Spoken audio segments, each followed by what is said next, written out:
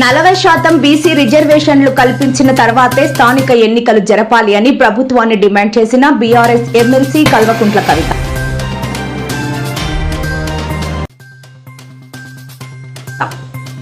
చంద్రయ్య మరణంపై తొలిసారి స్పందించిన CM Chandrababu YCP నేతలు తప్పుడు ప్రచారాలు చేస్తున్నారు అంటూ ఆగ్రహం.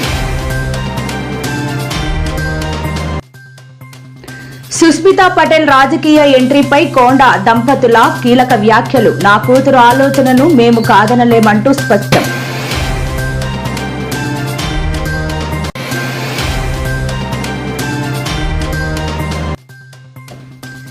సీఎం నివాసం వద్ద యోగాసనాలతో నిరసన చేపట్టిన టీచర్లు తమ సమస్యలు వెంటనే పరిష్కరించాలంటూ నినాదాలు.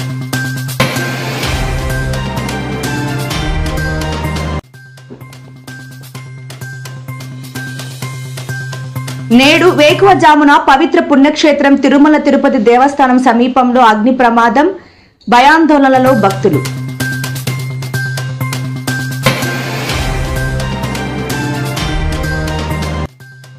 తెలుగు ప్రజలకు అలర్ట్. జులైలో సాధారణం కన్నా ఎక్కువ వర్షాలు పడే అవకాశం వెల్లడించిన ఐఎండీ అధికారులు.